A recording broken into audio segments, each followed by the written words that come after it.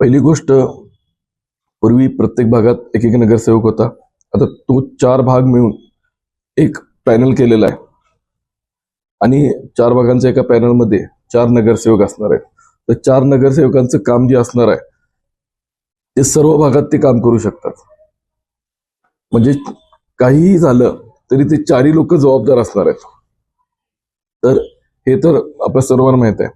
तर त्यासाठी आपण काय केलेलं आहे की माझी संकल्पना आहे की आपण एक डिजिटल ॲप आपल्या प्रभागाचा काढावा. त्या डिजिटल ॲपमध्ये 4ही नगरसेवक चे नाव असतील. ते 4ही नगरसेवक जे असतील तर जी आपण कंप्लेंट रेज करणार किंवा जो आमचा मतदार आहे किंवा जे आमचे प्रभागातले लोक आहेत तर त्यांनी जी कंप्लेंट रेज केली त्याच्यात इमिजिएट बेसिसवर कुठल्या डिपार्टमेंटची असेल किंवा काय असेल तर त्याच्यावर आम्ही एक वेगळी टीम ठेवू. आमच्या ऑफिसमधून ऑलरेडी तसं काम चालतं. मेडिकलची टीम वेगळी आहे, त्याच्यानंतर गव्हर्नमेंटचं काम बघणारी टीम वेगळी आहे, बाकीची लोक समस्या सोडवणारी टीम वेगळी आहे, काही महिलांचे प्रॉब्लेम्स असतील किंवा काही असतील तर वेगळी महिला काउन्सिलिंगसाठी वेगळी आहे. तर हे जे प्रॉब्लेम्स आहेत तर त्याचं कारण निवारण करून 24 तासामध्ये आपण त्याची अंमलबजावणी करू, अशा पद्धतीने आपण ते विजन ठेवलेलं आहे. म्हणून ते आपल्या प्रभागाचं ॲप काढून सगळ्या गोष्टींची त्याच्यावर त्यातनं ते बिल सुद्धा, लाईट बिल भरू शकतात, पाणी बिल भरू शकतात, अशा पद्धतीने आपण ते नियोजन करणार आहे.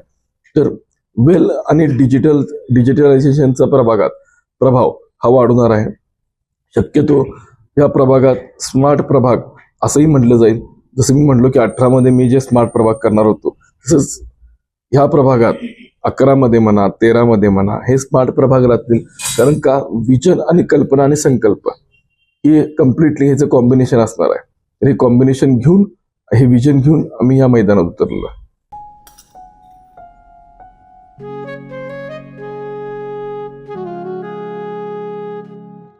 बाबा, आज येताना बासुंदी घेऊन या ना.